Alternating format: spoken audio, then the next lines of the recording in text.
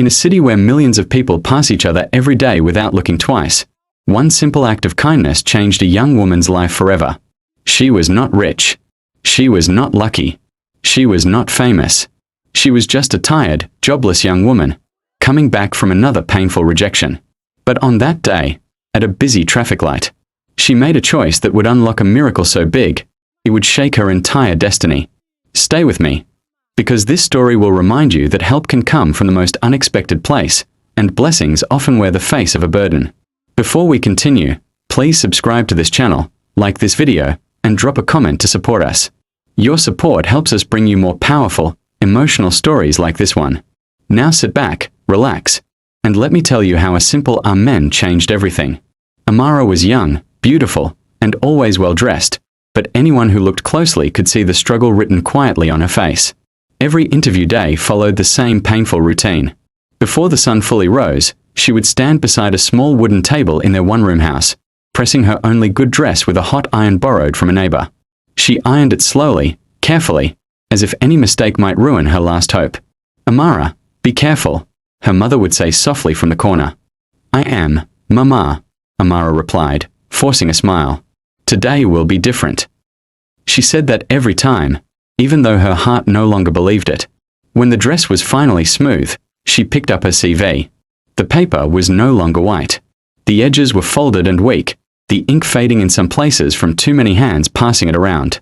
She rubbed it gently with her thumb, whispering to herself, "Please, just one yes."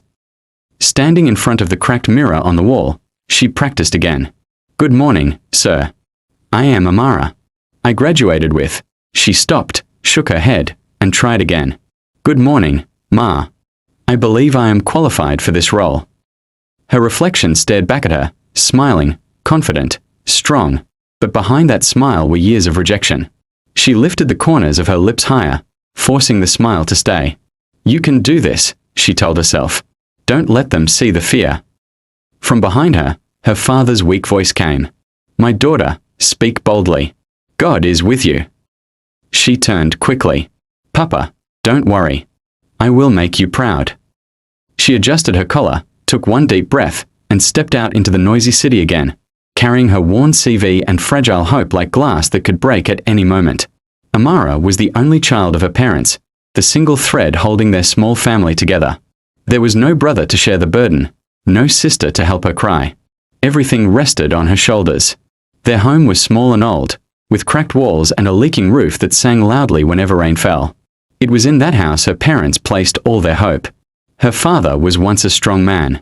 In his younger days, people respected him. He worked with his hands, lifting heavy loads, coming home every evening tired but smiling. But sickness came quietly and stayed. It took his strength first, then his dignity. Now he spent most days lying on a thin mattress by the window, staring outside like a man watching a life he could no longer touch. One evening, Amara found him coughing badly. "Papa, please rest," she said, rushing to his side. He waved his hand weakly. "How can I rest when my daughter is suffering because of me?" "Don't say that," she replied quickly, holding his hand. "I will find a job. I promise." He looked at her with eyes full of pain and love. "You should be enjoying your youth, not carrying this family on your head." Her mother was different but no less tired. Every morning before dawn, she carried her small tray to the roadside to sell food: rice, beans, sometimes pap. She sat under the sun and rain, calling out to passers-by, hoping someone would stop. Many days, she returned home with more food than money. "Today was slow," she would say, forcing a laugh. Amara knew that laugh. It meant hunger was coming again.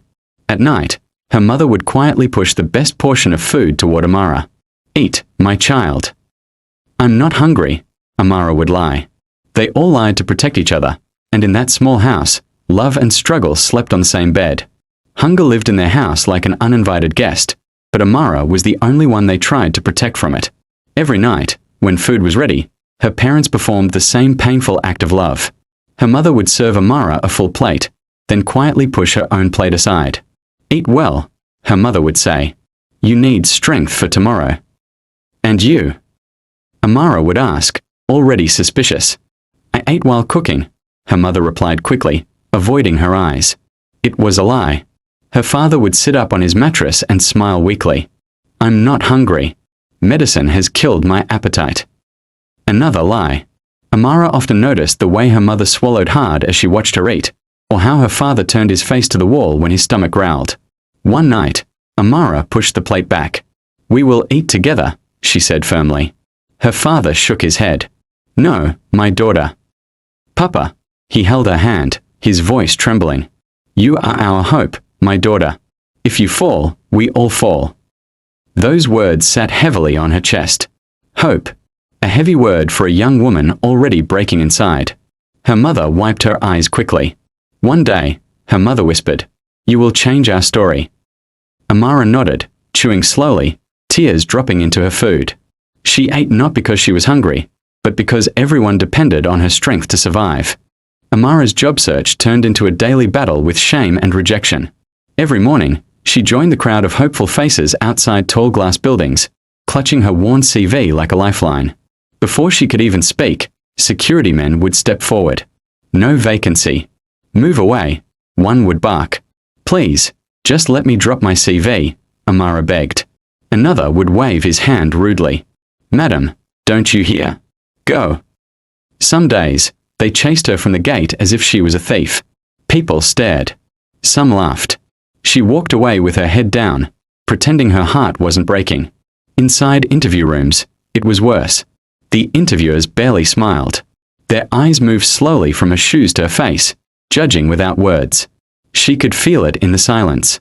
Tell us about yourself, one man said without looking up. She spoke carefully, her voice shaking at first, then steady. She answered every question, holding on to hope.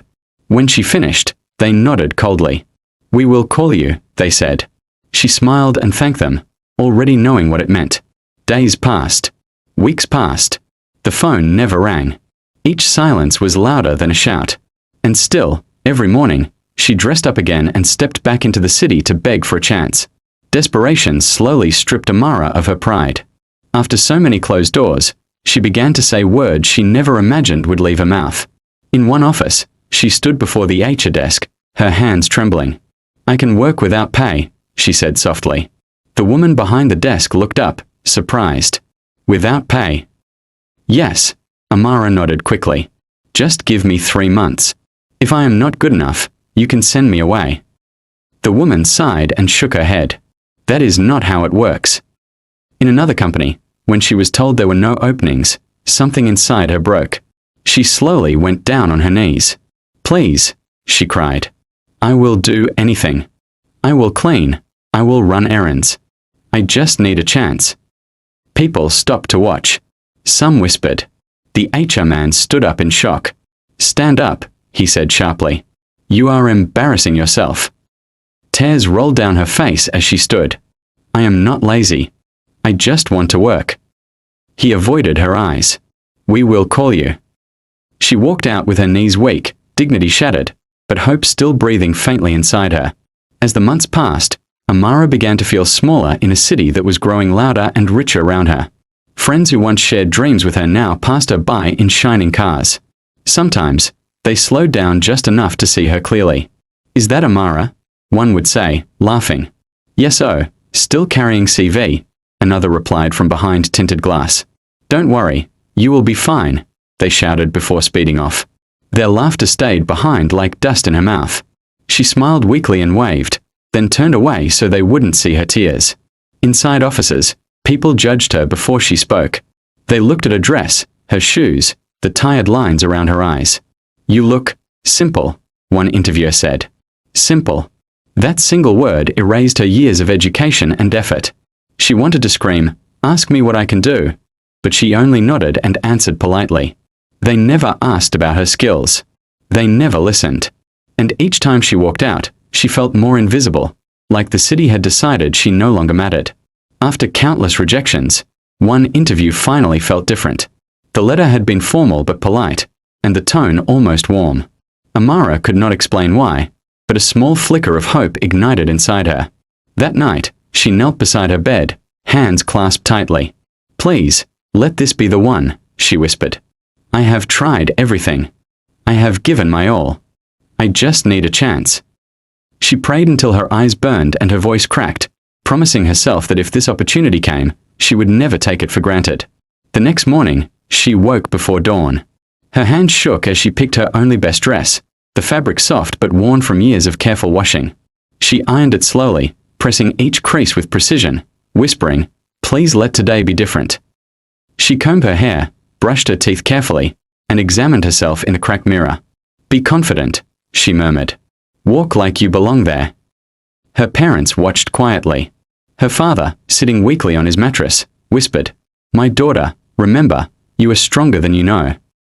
Her mother added softly, "Go, my child. Speak boldly. Show them who you are." Amara hugged them both tightly before leaving, the dress perfectly in place, the CV clutched like a lifeline, and her heart pounding with a mix of hope and fear. Every step toward the office felt heavy with anticipation, every breath a prayer that tonight she could return home with good news. Amara sat in the waiting room, the minutes stretching like hours. The office was quiet except for the soft tapping of keyboards and the occasional shuffle of papers. Her hands gripped her CV so tightly her knuckles whitened. She tried to breathe slowly, telling herself, "This is it. This is the one." She replayed every answer she had practiced, every smile she had forced, every word she had chosen. Hours passed. The receptionist's clock ticked loudly. Her stomach twisted with anxiety. She looked around, noticing other candidates being called in and leaving with nervous smiles or disappointed slumps. She told herself, "I can do this. I can." Finally, a door opened. A woman stepped out and looked directly at her. Amara. Her heart jumped. "This is it. This is it." "Yes, she said, standing quickly, her voice trembling with hope. The woman hesitated, glanced at a folder, then looked away. "I'm sorry, we chose someone else." The words hit Amara like a heavy stone. Her heart froze, then broke completely. She could feel tears stinging her eyes, her chest tightening, her knees weak. "But I prepared. I can do this job," she whispered, voice shaking. "I'm sorry, we had other candidates," the woman repeated softly, avoiding her gaze. Amara nodded slowly, forcing herself to stand. She walked out of the office, each step heavier than the last, the walls of the building closing in around her like the weight of the city itself. Outside, the sun felt too bright, the traffic too loud. She held her CV tightly, pressed it against her chest, and whispered to herself, "Why? Why is it always someone else?" Tears ran freely now, washing away the fragile hope she had carried for so long. She walked slowly, head down, swallowed by a sadness so deep it felt like the end of the world. Amara walked home slowly, each step heavy as if the city itself was pressing down on her. The evening rush hour had taken over the streets, honking cars, shouting street vendors, blaring music from passing buses, but none of it reached her. Inside, there was only silence, a quiet emptiness that swallowed every sound around her. Her CV felt useless in her hand, crumpled slightly from the grip of despair. Tears rolled down her face, blurring the bright neon lights of the city. She tried to wipe them away with the back of her hand, but they came faster, unstoppable. People brushed past her, some bumping into her shoulder without apology, others staring at her as if she were invisible. She did not notice them. She did not hear them. When she reached the edge of the road, she stopped. Cars sped past in waves, tires screeching, engines roaring, and Amara waited, frozen, not just by the traffic but by the weight of her own hopelessness. "Why does it have to be so hard?" she whispered to herself. "Why can't anyone see me? Why can't anyone give me a chance?" A bus rumbled past, spraying her shoes with dust, and she barely flinched. The city was alive, chaotic, full of movement, but she felt like she had been erased from it, like the whole world had gone on without her. She glanced at the traffic light, green for the cars, red for the pedestrians, and a shiver ran down her spine. Every breath she took felt heavy, every heartbeat loud in her chest. She closed her eyes for a moment, letting the tears fall freely, and whispered again, "Just one chance, that's all I need." The cars continued to rush past, their lights reflecting off the wet pavement. Amara stayed at the curb, waiting for a break, not knowing that in just a few moments, a stranger would appear, someone carrying a burden heavier than her own despair, someone who would change everything. As Amara waited at the edge of the road, she noticed a figure emerging from the crowd. An old woman, bent and fragile, moved slowly toward the curb. Her back was curved, her shoulders trembling under the weight of a massive bundle of firewood strapped awkwardly across them. It was strange, impossible, almost, because the city around them was full of lights, cars, and tall glass buildings. Who carried firewood here? Who even needed it? Yet the old woman kept walking, her movements deliberate, almost silent, as if the weight on her back was nothing compared to the burden she carried in her soul. People brushed past her without a glance. Some bumped her slightly, others whispered, "Look at that old woman," but no one stopped. She seemed invisible, untouchable, moving through the bustling city as though she belonged to another world entirely. Amara stared, her heart tightening. The woman's face was worn with age, but there was a spark in her eyes, sharp and knowing, that made Amara pause. The city noise faded slightly for a moment in Amara's mind, and all she could hear was the soft shuffle of the old woman's feet on the asphalt. She seemed both delicate and unyielding, carrying that bundle like it weighed nothing, yet her slow, careful steps betrayed the truth. It was almost too heavy for her frail frame. Amara whispered to herself, "Why? Why is she here?" A taxi horn blared, but the old woman didn't flinch. She moved steadily forward, eyes focused on the opposite side of the road, as if she knew exactly where she was going. There was something strange about her, something that made the air around them feel lighter, almost holy, and yet heavier at the same time. Amara could not look away. For the first time in hours, her despair felt small compared to the quiet determination of this mysterious stranger. Amara's eyes followed the old woman as she struggled under the weight of the firewood. Her first instinct was to step aside, to let this strange burden pass, to keep moving toward home where the quiet and her sadness awaited. Her legs felt heavy, her body tired from the day, her heart bruised from rejection after rejection. I can't do this too," she thought. She was angry at life, at the city, at the world that had ignored her for so long. Then the old woman's voice came, soft and fragile, yet carrying an authority that made Amara pause. "My child, please help me," she said. Amara froze, her mind screaming at her to keep walking. She clenched her fists. "I've carried enough. I've fought enough. Why now? Why her?" The woman shifted the firewood slightly, groaning under its weight. "My child, please," she repeated, almost a whisper. Amara's chest tightened. She wanted to look away, to ignore her, to pretend she hadn't heard. The city around them continued its chaos, cars honking, people shouting, the bus brake squealing, but for a moment, all of it seemed distant. Her own despair pressed down on her, whispering that she had nothing left to give. She took a step back. "I am so tired. I've begged, I've prayed, I've fallen so many times. Why should I carry her burden too?" The old woman's eyes met hers, patient but firm, tired yet unyielding. There was no judgment, only need, and something in that need stirred something long buried inside Amara. Her pride battled her compassion. Her anger fought her kindness. She almost turned away. She almost walked back into the tide of traffic and the shadows of a failure. And yet, something in that quiet voice, the way it called her "my child," made her pause. Suspense hung in the air like a heavy cloud, the city buzzing around them, and Amara knew that this moment, this choice, was unlike any she had faced before. Amara took a deep, shuddering breath, her heart hammering in her chest. She knelt slightly and placed her hands under the heavy bundle of firewood. The weight pressed down on her shoulders immediately, sharp and unyielding, and for a moment she almost stumbled. I can do this," she whispered to herself, teeth gritted. With a trembling motion, she lifted the firewood onto her head, balancing it carefully, every muscle in her body straining under the load. Her arms shook as she reached for the old woman's hand, gripping it tightly to steady both of them. The traffic light remained red, cars stacked behind them like a restless ocean. Horns blared, impatient drivers shouted, but for Amara, time slowed. Every sound around her dulled as she focused only on the woman beside her and the heavy burden she now carried. She could feel the sweat running down her back, her fingers gripping the old woman's hand, her legs quivering slightly with effort. Then, with a flash of green, the traffic surged forward.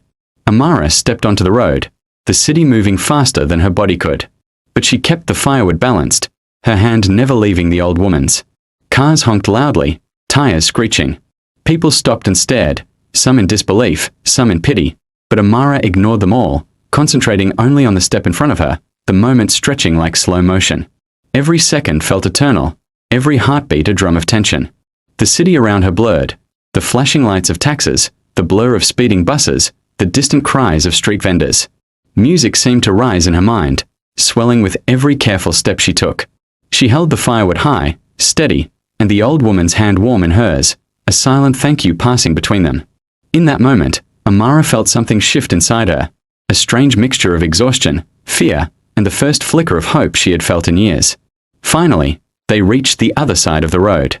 Amara's legs trembled beneath the weight, her arms screaming, her back aching, but she refused to let go. She took a slow, deep breath, lowered her eyes to the pavement, and carefully bent her knees. Step by step, she eased the heavy bundle of firewood down from her head until it rested safely on the ground. Dust rose softly around it as it landed, and Amara let out a shaky sigh, her hands resting on her knees, chest heaving. The old woman looked at her with tired, kind eyes. "Thank you, my child," she said softly, her voice almost a whisper but carrying a weight that made Amara shiver. Amara shook her head, exhausted. I just wanted to help," she said, trying to catch her breath. It was heavy. I didn't know I could do it." The woman smiled faintly, placing a hand on Amara's shoulder. "You did more than carry wood. You carried a burden I could not have crossed alone. That courage, it is rare, my child." Amara straightened, wiping the sweat and tears from her face. I don't even know why I did it. I've had nothing but rejection all day. Nothing seems to go right in my life." The old woman's eyes softened. "Life has a way of testing hearts, my child. Sometimes the smallest act, the quietest kindness, opens doors you cannot even see yet." Amara stared at her, unsure whether to believe her. "You really think this matters?" The woman nodded slowly. "It matters more than you know. Always remember, what you give from your heart returns in ways you cannot imagine." Amara swallowed hard, her throat tight. I hope something changes for me soon. I can't keep living like this." The old woman's gaze lingered on her, calm and unwavering. "Amen," she whispered, raising her hand slightly as if sealing a promise. Amara simply nodded, too exhausted to speak, and started to step back, preparing to continue her lonely walk home. But as she looked again, the old woman had faded slightly, like a shadow blending into the city. Amara blinked, and for a moment, she thought she imagined it. Yet the words, "Amen," lingered in her ears, strange and heavy, leaving a quiet warmth in her chest she hadn't felt in a long time. Amara straightened her back and began to walk away, her legs stiff and trembling from the weight she had just carried. Every step felt like it took more effort than the last, her chest still heaving, her hands sticky with sweat. She tried to focus on the road ahead, the path back to the small room she called home, but her mind kept returning to the old woman. She glanced over her shoulder, wanting to see her one last time, to say something more, to ask her name, to thank her properly. But there was nothing. No bent figure. No bundle of firewood. No trace that the woman had ever been there.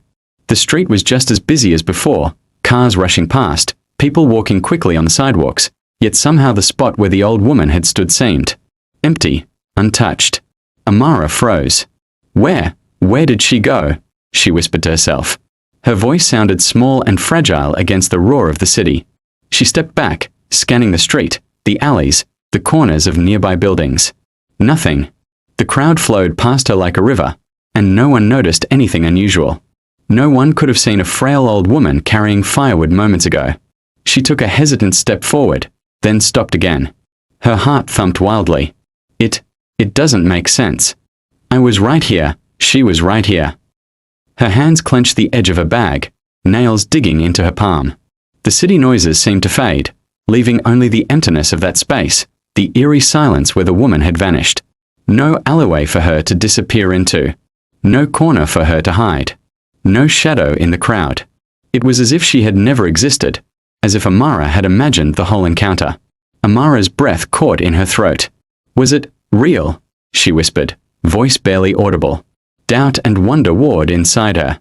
She looked down at the firewood still resting where she had left it, now just a small, mundane pile of sticks, and then back at the road, half expecting to see the woman reappear, to call her again, to speak more words that might change everything. But there was nothing. Silence. The traffic continued, the city pulsed with life, yet the old woman was gone. Amara shivered, a strange feeling crawling up her spine. Suspense and unease hung thick in the air. Something had just happened, something beyond her understanding, something that felt bigger than her life, bigger than the city. She didn't know it yet, but this single, fleeting encounter would change everything. The next morning, Amara woke with a heavy heart, the events of the previous evening still weighing on her mind. The memory of the old woman, the firewood, and that strange amen felt surreal, like a dream she couldn't quite touch. She sighed, rubbing her eyes, preparing herself for another day of uncertainty. Just as she stepped toward the small kitchen to pour a cup of tea, her phone rang. The screen flashed an unknown number, an international code she had never seen before. Her hand froze. Who could this be? She wondered. With trembling fingers, she answered. Hello. A calm, professional voice came through the line. Good morning, Amara. Congratulations. You are invited for an interview. Her breath caught. Interview? She stammered, unsure she heard correctly. Yes, the caller continued smoothly. We reviewed your application, and we would like to meet you tomorrow morning. Please bring any documents you may need. We look forward to seeing you. Amara's mind raced. She dropped the phone onto the table, her heart pounding so hard she thought it might burst. Is this real? Another rejection? Another mistake? Her hands trembled as she picked it up again. Thank you, she said, her voice quivering. She sank onto the edge of her bed, head in her hands. Doubt flooded her. What if it's a scam? What if I go and they laugh at me? What if it's just another trap, like every other time?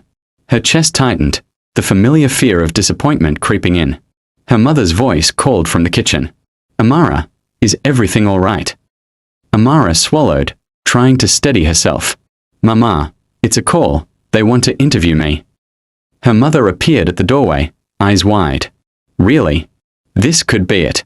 The chance you've been waiting for. Amara shook her head slowly, tears threatening again. I don't know, Mama. It's an unknown number. What if it's not real?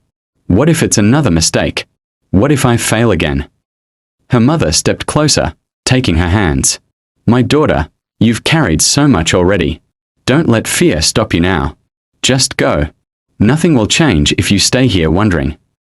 Amara nodded slowly, swallowing the lump in her throat. She was still afraid, her heart heavy with caution, but somewhere deep inside, a small spark of hope flickered. Maybe, just maybe, this is the one. She stood, took a deep breath, and began preparing for the day, each movement heavy with doubt and fear, yet carried by the tiny thread of faith she had almost forgotten. The next morning, Amara arrived at the address given to her. The building was taller and grander than anything she had ever seen, glass walls reflecting the bright sunlight, polished floors gleaming as if they were liquid gold. Her heart raced, half with hope, half with fear. She stepped inside, clutching her bag tightly, and was immediately met with the hushed quiet of the lobby, the soft click of heels on marble, the faint scent of expensive perfume. She was led into a large office where several executives waited. They sat behind a long, sleek table, dressed in sharp suits, their eyes scanning her as if she had been expected all along. She swallowed hard, her legs trembling slightly. Good morning, Amara, one of them said, standing. His voice was calm, confident. Please, have a seat. Amara sat, heart hammering, hands gripping the edge of the chair. Thank you, sir, she whispered. Another executive smiled faintly. There will be no interview, he said, and Amara blinked. You are already hired. She froze. Hired? But, I thought I was here for an interview, she stammered, confusion and disbelief flooding her. Your application impressed us, the first man continued. We don't need to ask more. You will serve as our international officer. Amara's mouth went dry. International officer, she repeated, her voice shaking. I don't understand. Yes, another executive said. You will represent our company abroad. Your travels, accommodations, and expenses will be fully covered. You will have an allowance in addition to your salary. You will be our voice in global markets. Amara's mind raced. She pinched herself lightly. Is this real? Am I dreaming? Her chest heaved. Is this a joke? The executives exchanged quiet glances, then one of them spoke, voice steady and reassuring. It is not a joke, Amara. We chose you because of your perseverance, your character, and your courage. You have what it takes to represent us internationally. Congratulations." Amara sat there, stunned, unable to fully process the words. The weight of years of struggle, rejection, and exhaustion pressed against her, and yet, slowly, a new feeling began to swell inside her, a mixture of disbelief, awe, and the first real hope she had felt in her entire life. Amara's hands were still trembling as she tried to absorb the reality of what the executives had just told her. She reached into her bag to check her phone, expecting nothing, thinking perhaps the moment would fade like a dream. But the screen lit up with a notification, making her heart skip a beat. Her phone buzzed urgently. She unlocked it, eyes widening in disbelief. $20 million. The numbers stared back at her, bright and real. A welcome allowance, deposited instantly into her account. Her legs gave way beneath her. She fell back into the chair, hands clutching her face, tears streaming freely. The room felt smaller suddenly, the walls pressing in as the magnitude of it all hit her. She couldn't speak. She could only cry, silent sobs shaking her body, tears spilling down her cheeks, pooling onto her lap. The executives watched her quietly, their faces calm, professional, yet something unspoken passed in their eyes. They said nothing. They let her absorb the moment, knowing words could not capture the shock, the relief, the overwhelming surge of hope and disbelief. Amara finally lifted her head, hands still trembling. I don't understand, she whispered, voice raw. This is real.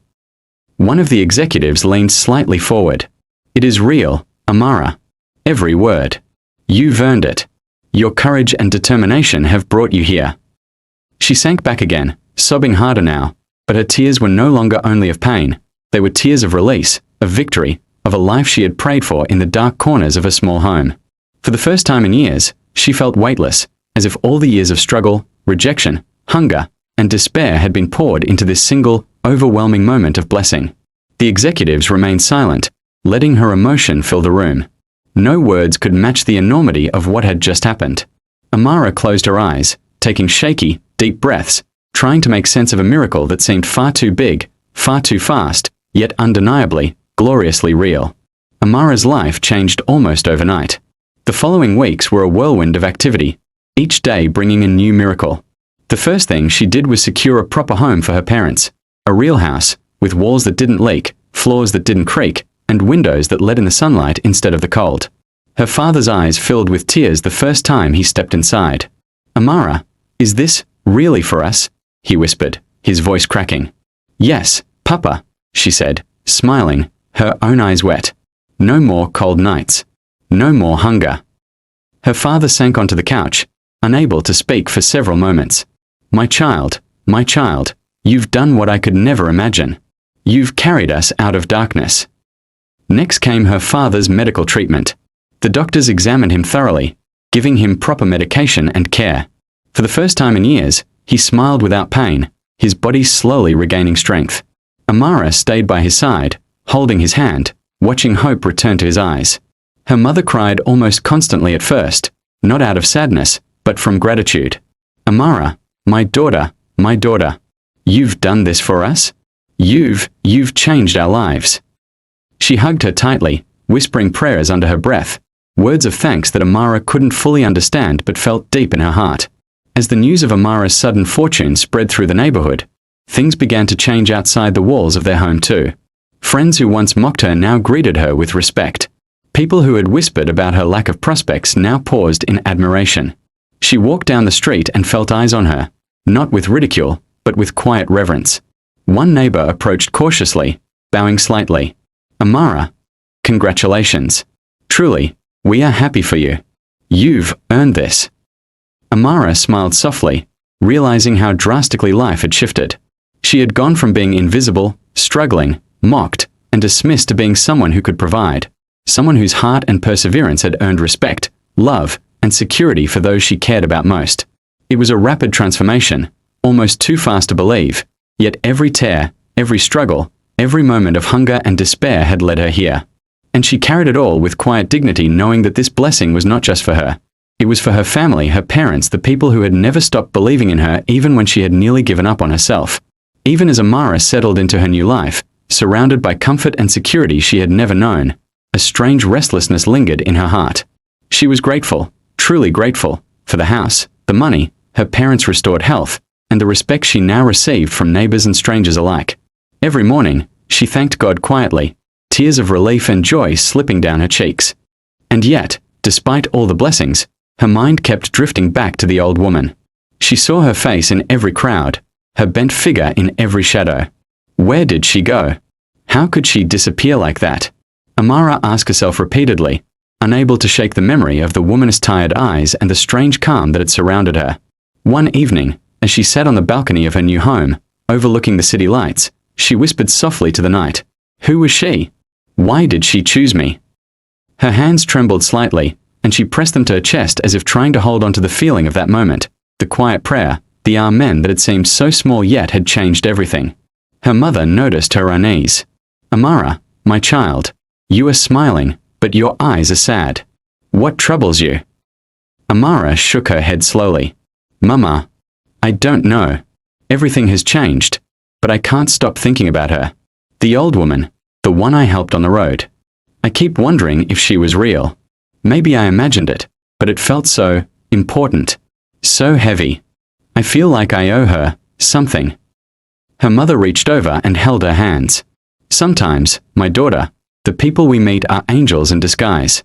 Maybe she has already given you her blessing. You don't need to understand everything right now." Amara nodded, but the restlessness remained. Even with her new life, she felt a strange emptiness in the corners of her soul, a quiet disturbance that whispered every time she tried to enjoy her wealth or her comfort. She found herself walking the streets near her old home, looking for that bent figure, scanning every passerby, searching every corner. Nothing. No one looked like her. No one carried firewood. And yet, deep inside, she felt certain that encounter had been real and that it had changed her life in ways she could not yet fully comprehend. Even in her joy, a question haunted her. Who was she, really? And the city, now bright and bustling around her, seemed somehow smaller and stranger, as if hiding a secret only she had witnessed. Despite her new life, Amara couldn't let the memory of the old woman go. Every morning, before starting her work as an international officer, she found herself walking back toward the same busy road where she had first met her. The city had grown even louder and busier, yet in her mind, the memory of that quiet, bent figure remained sharp and vivid. She stopped at the corner, scanning the crowds, hoping to see her again. She approached street vendors and shopkeepers she had passed so many times before. "Excuse me," she said to a trader selling roasted corn. "Did you see an old woman here yesterday? Bent, carrying firewood?" The man shook his head, frowning. "No, lady. Maybe long ago, but not yesterday." Amara tried another vendor, a young man selling fruits. "Please, an old woman, bent, firewood. Have you seen her?" He laughed nervously. "What old woman? I see so many people here every day. Maybe you're imagining it." Her heart sank, but she refused to give up. She asked another, then another, pressing every corner, every alleyway. She described her eyes, her back, the way she moved. Each time, the answer was the same. "No, we haven't seen anyone like that." Amara's hands trembled as she stepped back, looking at the flow of cars and people, feeling the weight of impossibility pressing down on her. How could she disappear like that? She whispered to herself. Did she even exist? The city felt different now, brighter, wealthier, yet strangely empty. No one else had noticed her. No one else remembered her. The encounter seemed both real and impossible, as if it existed outside the rules of the world she knew. Still, Amara kept coming back, day after day, hoping, searching, longing for the mysterious woman who had somehow changed everything in her life. Each time she left, she felt a mixture of hope and sorrow, her heart heavy with the unanswerable question that followed her everywhere. Who was she, and why did she choose me? At night, even in her new, luxurious home, Amara could not escape the memory of the old woman. Sleep came reluctantly, and when it did, it brought strange dreams that left her both awed and unsettled. In her dreams, she found herself standing on the same busy city street, the traffic blaring around her, yet the world felt strangely quiet, almost sacred. The old woman appeared again, bent and fragile, carrying the same massive bundle of firewood. Her eyes were calm, wise, and filled with a quiet knowing. Amara stepped closer, heart pounding, reaching out to help her as she had before. Then, slowly, the firewood in her hands began to change. The rough sticks and twigs shimmered, glinting under the soft dreamlight. Amara blinked, hardly believing her eyes. One by one, the pieces of firewood transformed into gold, pure, shining, radiant. Coins and bars glimmered like sunlight trapped in metal. She dropped her hands in shock, staring, unable to speak. The old woman smiled silently. There were no words, but Amara could feel a message deep inside her heart, a quiet blessing, a confirmation of all she had received. The smile was gentle, approving, and yet carried a weight that seemed to say, "You saw me. You helped me. You are ready for this." Amara fell to her knees in the dream, tears streaming down her face. It's real, she whispered, voice cracking. She wanted to ask questions, to understand, but the old woman only nodded slightly, serene and mysterious, as if the answers were not for her to know, only for her to feel. She woke with a start, heart racing, sweat cooling on her skin. The room was dark, silent, but the image of the golden firewood and the old woman's quiet smile lingered in her mind, heavy and vivid. Amara pressed her hands to her chest, feeling both gratitude and wonder, a mixture of awe and longing. Was it a dream? Or a message? She asked herself. The line between reality and mystery blurred, and deep inside, she knew that encounter, real or dreamt, had changed the course of her life forever. It was during one of her first trips abroad as an international officer that Amara found herself in a bustling airport, her suitcase rolling behind her as she navigated the crowd. She had been to a few countries already, but every airport still carried a mixture of excitement and nerves. She adjusted her scarf and glanced around, waiting for her boarding gate to be called, when a voice caught her attention. "Excuse me, do you know if gate 24 is this way?" She turned to see a man standing beside her, tall, impeccably dressed in a tailored suit, with an aura of confidence that made heads turn even in the busy terminal. His dark eyes were sharp, yet there was a warmth to his smile. Amara blinked, surprised by the sudden encounter. "Yes, it's just down that hall, then a left turn," she replied politely, her voice steady despite her racing heart. He nodded appreciatively. "Thank you. I'm always getting lost in these airports." Amara laughed softly, a light sound that seemed to surprise her as much as it did him. "You're not the only one," she said. "I travel a lot for work, and even I get confused sometimes." He smiled, an easy, genuine smile that made her feel unexpectedly at ease. "Oh really? What kind of work do you do that takes you around so much?" "I'm an international officer for a company," she explained, careful not to reveal too much. "I travel to represent them in meetings, conferences, sometimes negotiations." His eyes widened slightly in admiration. "That's impressive. It must be challenging, and exciting too." "It is," she admitted, "but it's also tiring. Airports, planes, hotel rooms. Sometimes it feels like I barely see the cities, only the offices." He chuckled softly. "I can imagine. I travel often for my business too, but I try to find time to enjoy the places I visit. Life's too short not to notice the beauty around us." Amara found herself drawn into the conversation, her usual caution melting away. They spoke about cities they had visited, the foods they had tried, the cultures they found fascinating. She told him about small adventures she'd had while working abroad, and he shared stories of his own experiences, his laughter filling the space between them. "You seem like someone who notices the small things," he said at one point, tilting his head thoughtfully. "Most people only see what's big and flashy, but you pay attention." Amara smiled, feeling a strange warmth in her chest. "I think the small things are often the most important," she said softly. He nodded, his gaze steady, almost penetrating. "I agree. And sometimes, noticing them leads you to the most unexpected people." She raised an eyebrow, curious. "Unexpected people?" He smiled again, this time with a hint of mischief. "Like the woman standing here, talking to a stranger in the middle of a busy airport, and somehow making the conversation feel real." Amara laughed, a little shy, her cheeks warming. "You make it sound like I'm special." "Well, maybe you are," he said, his tone gentle but confident. "Maybe some meetings aren't just about business. Maybe they're about connections. The kind you don't expect but can't ignore." As they walked toward the gate together, chatting effortlessly, Amara realized that the encounter felt different from any she had ever experienced. There was no pretense, no judgment, only curiosity and genuine interest. For the first time in a long while, she felt completely seen, not for her job, not for her accomplishments, but simply for who she was. The announcement for boarding began to echo through the terminal, but neither of them seemed in a hurry. They continued talking, sharing laughs and quiet observations about the airport around them, oblivious to the crowds, as if the rest of the world had faded away, leaving just the two of them in that fleeting, perfect moment of connection. Over the next few weeks, Amara and the handsome man, whose name was revealed as Daniel, kept in touch. What started as casual messages about flights, cities, and work schedules soon became deeper conversations. They spoke about their dreams, fears, and childhood memories. Every message, every call, made Amara feel a warmth she hadn't experienced in years. She would smile at her phone, sometimes laughing out loud at his humor, other times quietly touched by his thoughtfulness. Daniel felt the same. He admired Amara's courage, her humility, and the quiet strength she carried beneath her elegance. He often said, "I've met many people, but few have a heart like yours. You see the world in a way that makes me want to be better." Months passed in a blur of flights, meetings, and stolen moments together.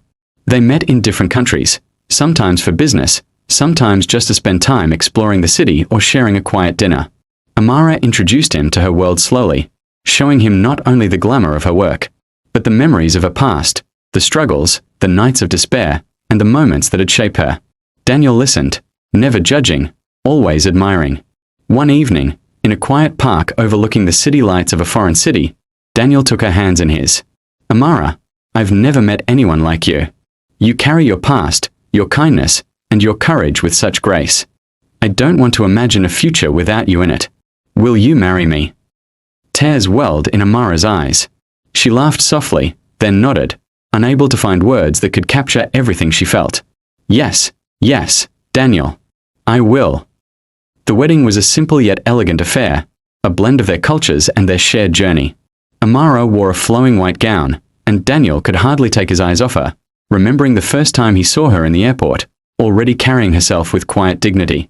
Friends, family, and colleagues celebrated their union, but amidst all the joy, Amara often thought back to the journey that had brought her here, the long years of struggle, the kindness she had offered to a stranger, and the miraculous twists of fate that had transformed her life. In the months and years that followed, their marriage became a partnership of love, respect, and shared purpose.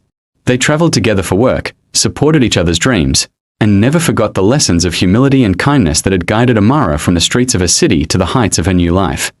Amara stood at the traffic light, the city buzzing around her, yet somehow quieter than before.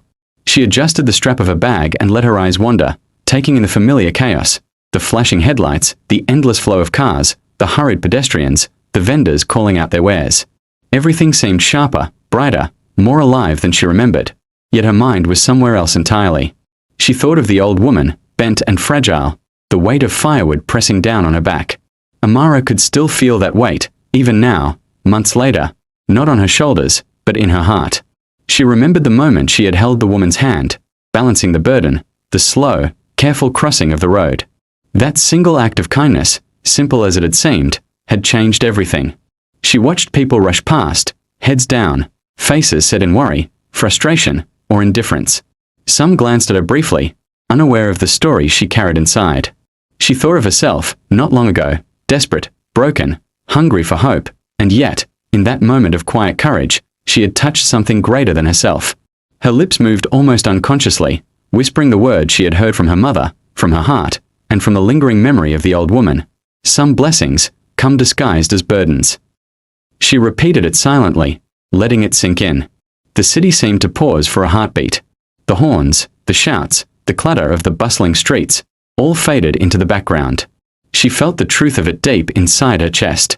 The struggles, the hunger, the rejection, the days of kneeling and pleading, they had all been the weight she needed to carry to reach this moment. A car honked too close, startling her, and she stepped back onto the curb. People brushed past her, still unaware. Amara smiled faintly, a mixture of sorrow and gratitude in her eyes. She adjusted her bag again, lifted her chin, and took a deep breath. Life had changed, yes, but she would never forget the lesson she had learned on that street, at that traffic light.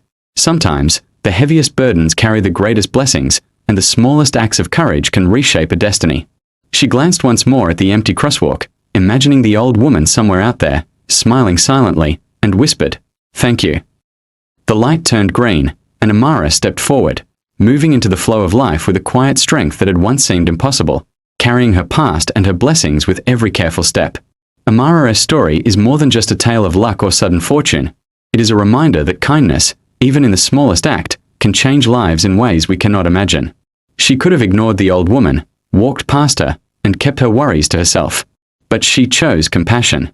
She chose to help, even when it was difficult, even when her heart was heavy with despair. And that choice, that simple act of selfless love, became the turning point of her life. It reminds us that every act of kindness matters. Every hand you lend, every burden you help carry, every moment you pause to see someone struggling. These small gestures ripple far beyond what we can see. So, look around you. Notice those in need. Step forward, even when it's inconvenient. Offer help, offer patience, offer a smile. Be brave in your compassion. You may never know how much your kindness can change someone's life, or even your own. Amara's journey teaches us that true wealth is not just money, fame, or comfort. True wealth lies in a heart willing to serve, to care, and to give without expecting anything in return. Let her story inspire you. Be kind, be generous, and remember that some blessings come disguised as burdens. Your small act today could be someone's miracle tomorrow. One evening, long after Amara's life had changed and her name now carried respect wherever she went, she found herself driving past the same road again. The traffic was heavy, the sky painted orange by the setting sun. As her car slowed near the traffic light, something caught her eye. Her heart skipped. There she was, the old woman, bent, fragile, carrying the same heavy firewood. Amara's breath caught in her throat. "No, it can't be," she whispered, gripping the steering wheel. But it was her. The same slow steps, the same tired eyes, the same impossible firewood in a modern city. Time seemed to freeze. Amara watched as the old woman approached a young man standing beside the road. The woman's voice was soft, almost pleading. "My child, please help me cross." The man looked at her, then burst into laughter. "Old woman, are you mad?" he scoffed. "Firewood. Here. Look for who will help you." He shook his head, still laughing, and turned away. Amara felt her chest tighten painfully. The laughter echoed in her ears like an insult. People around them stared briefly, then moved on. No one stopped. No one cared. The old woman stood there quietly, her shoulders drooping, the firewood weighing her down even more. She didn't argue. She didn't beg again. She just waited. Amara's eyes filled with tears. "That was me," she whispered to herself. "That could have been me." She remembered her own anger that day, her exhaustion, how close she had been to walking away. She remembered how one small act of kindness had changed everything. Without thinking, Amara opened her car door and stepped out into the noise of traffic.